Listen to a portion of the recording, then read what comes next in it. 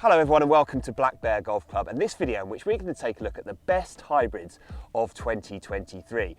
Now my colleague Sam Diath has tested 13 different models from 8 different brands, and in this video we're going to split up the verdict into 5 different parts: looks, feel, forgiveness, distance, and then an overall verdict to help you identify which one of these might be right for your game.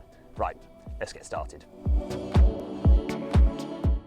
Okay, so our first category is the aesthetics of the hybrids, a really important part of it all. Sam, anything that you've noticed within what we've got in front of us here that's a bit of a trend for 2023? Yeah, absolutely. So this year in 2023, hybrids have definitely become larger in profile. We've seen a lot more mid-sized hybrid heads come into the market. There's still a few exceptions, the Titleist, yes, for example, and Mizuno, both very small compact heads, but apart from that, yeah, larger profile seems to be in this year. Yeah, okay. Sam, hit a couple of shots for us. So you've got the 0211 hybrid from PXG in your hands, and what's interesting about that is it's got this very classic shape but matte black finish, and really you've got a choice between either going with a matte black finish or a gloss crown on your hybrid, and I'd say it's a sort of 50-50 split across the board, so there's good options for you.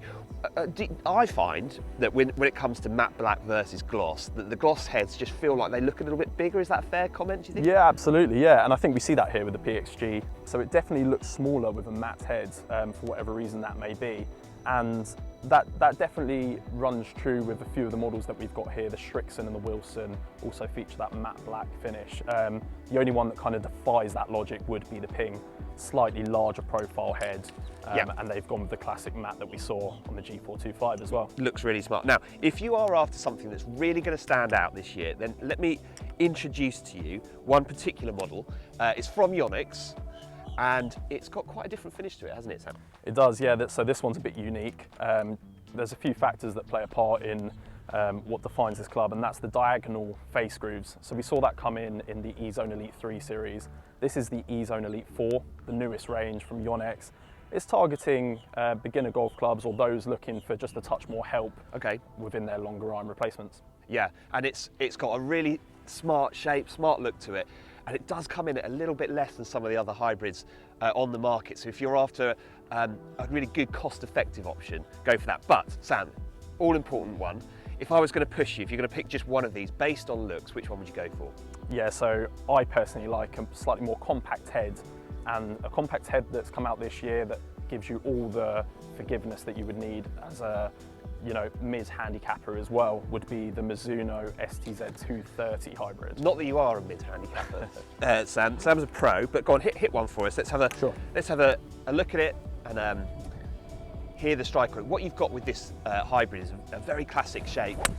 It has a gloss crown, but also, Sam, what I really like about it is it's got a real sort of standout shelf appeal to it as well, hasn't it? Yeah, absolutely. So you've got the classic looks that experienced ball strikers would love. We've got that pear-shaped, kind of toe-heavy looking head. Yeah. But then you turn it over, and when this is sat on a shelf, it's probably one of the first clubs that you'd go over to this year. It's got the classic Mizuno blue, highlighting their technology this year, which I find a really cool kind of feature. So we've got the Cortec chamber here, weight's been lowered, easier to launch, more forgiveness, and all of that in a compact small head. Yeah, it's a stunning looking golf club. So, Sam's spoken. His favourite hybrid in terms of the way it looks is the Mizuno STZ. Okay, so we're on to the all-important category of feel. And Sam, if people out there are watching this video and they're looking for a hybrid that feels like it offers them as much assistance as possible, so that feeling that you've got that you can swing nice and easy and get the ball up and away with a quite high-pitched sound through impact, what would you advise testing out?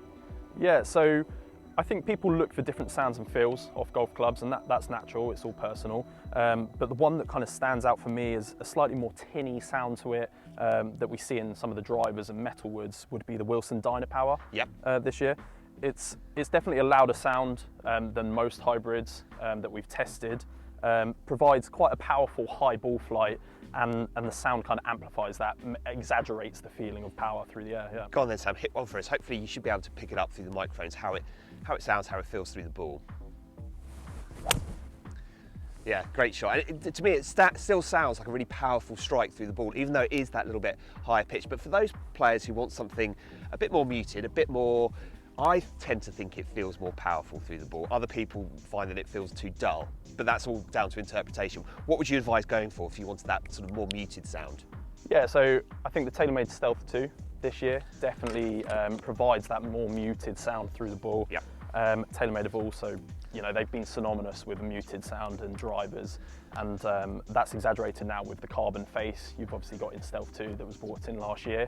But yeah, the Stealth 2 hybrid, more muted sound, feels powerful. It's more of a thud-like sound as opposed to the tinny sound that we hear in some other hybrids. Yeah, now this should be at the opposite end of the spectrum from the Wilson Dynapower that you just hit. So have another go. Sure. Hopefully, again, people will be able to pick up on the differences.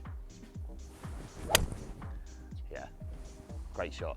And it's in that same family as the driver, as Sam mentioned. It's got, if you like the TaylorMade Stealth 2 driver for the feel, you're probably going to like this as well. So yeah. Which end, where would you sit on the spectrum here in terms of that sound, that feel? Yeah, so for me, I'm somewhere in the middle. I quite like the compressed thud, powerful sound that the TaylorMade produces. But sometimes that tinny sound makes you feel like you've hit one even when you haven't. And yeah. It sounds powerful, and you can kind of get away with a miss-hit that all your friends will clap you for. And so I go with the Titleist TSR3. Okay. Probably as the best feeling, best sounding hybrid this year. So it's a compact head, very small. We've got the adjustability in the sole here. You can promote or fight a certain ball flight, as well as in the hosel. And yeah, for me, this feels really soft, compressed, and it flies like a long iron. And as a hybrid being a long iron replacement, that's what I look for, a slightly flatter, powerful ball flight. Yeah, go on then, hit one for us. It's definitely one of the more compact hybrids, as Sam said, and it's got that classic Titleist look to it. It's very aspirational, to be honest with you. And it sounds good too. Hopefully you picked up on those great shots, Sam. I mean, you've hit 3 good shots there. I'd take any of those. Happy with those. So there you have it. Some really great sounding, feeling hybrids amongst them. Sam's gone for the Titleist TSR3. Okay, so another really important category is forgiveness. And certainly one of the trends that I saw in the driver market this year was in particular, the spin rates being very consistent when you don't strike the ball so well. Is the same true from this year's hybrids, Sam? Yeah, absolutely, yeah. So we've seen a larger profile head be introduced to the market this year. A lot of the companies, like you said, trying to create slightly more forgiveness, especially with those longer clubs, iron replacements. One of the trends that we've seen is lowering the centre of gravity, and I think that's been evident as well in the fairways. Try and promote high launch, easier to hit golf clubs. Yeah, now one of the ones you've got in your hands there, that's the Strixon ZX Hybrid. It's one of the more compact ones, isn't it? Yep. But how does it fare in terms of consistency and forgiveness? As you said, this is a slightly more compact looking head. It's one of the ones that defies everything we've just talked about almost. So the matte black finish probably makes it look slightly more compact than it actually is.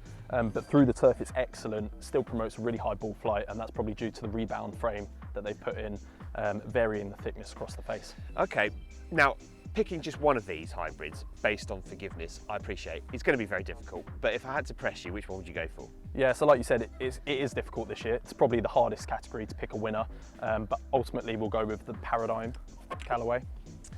Why are you going for the Callaway? So for me, the Callaway, it did have the largest head profile, which I think does suit the majority of golfers, especially looking for a long iron replacement. It's really easy to launch thanks to the tungsten weight that they put in the bottom of the sole here. Lowers the centre of gravity, really easy to launch. And then you've got the versatility of the hosel as well. Yeah. So you can promote or fight against a certain ball flight. For the better player, even though it is a larger head, it does have slightly less offset than we see on other hybrids. Okay. But that versatility from the hosel allows you to open that up even more, or the other way around if you're looking for even more forgiveness. Okay, go on then, hit one for us.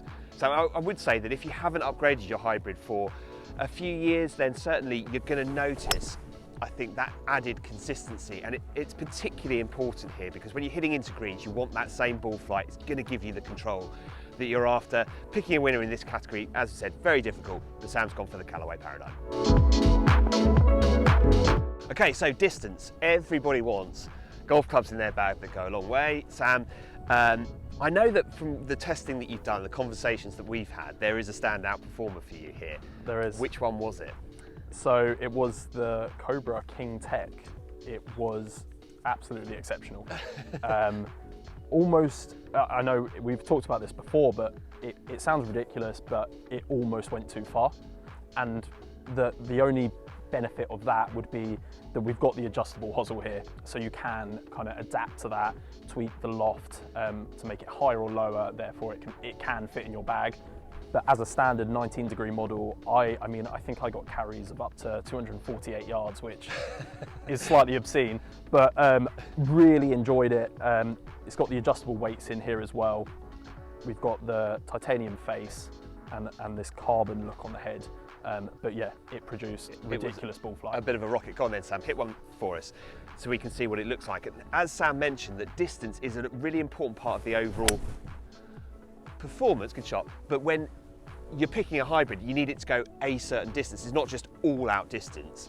And the point that you made there about being able to affect the loft, so you could add a bit more loft to it, bring the distance back a bit, and then you'd be getting more stopping power, right? Yeah, exactly, yeah. So you can loft this up, rely on the technology to produce that really powerful ball flight and distance that you're after, but by lofting it up, you're increasing launch and it will come down softly, perfect for those long par threes or longer par fours or par fives as well. So really versatile club, producing exceptional power.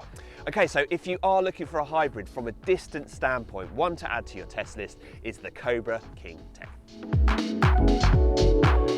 Okay, so we are on to the all-important overall verdict, and I appreciate picking just one of these hybrids is going to be very difficult. Not many people get to do what you've done, Sam, and try everything. But if you had to pick one, what are your sort of thoughts? Which one would you finally land on, do you think? Yeah, so we've seen so much variation in hybrids released this year. We've seen different head shapes, different colour finishes, versatility, but ultimately I would choose the Cobra King Tech. For me, this was the best all-rounder. Right. It was close. There's so many options like we've talked about before. Performance was high on all of them. Yeah. This, for me, just offered the speed and powerful ball flight that I'd look for in a long iron replacement. It looks amazing behind the ball. The slightly more compact heads, this matte black finish with a carbon kind of hint to it on the crown. We've got the adjustable weights in the bottom. The My Fly hosel allows you to tune in a ball flight that you're after. And really impressive was the stock shaft in the MMT as well. Felt really stable. But overall, I believe this produced the best results for me. Yeah, and it is a beautiful looking hybrid. So there you have it. That's our look at the best hybrids of 2023. Hopefully you found this video helpful. There's an awful lot of choice out there, so just make sure that if you're thinking about it, think very carefully about which one might be right for your game. If you have any questions or any comments, leave them in the box below. We'd love to hear what you have to say. But for now, from Black Bear Golf Club, it's goodbye.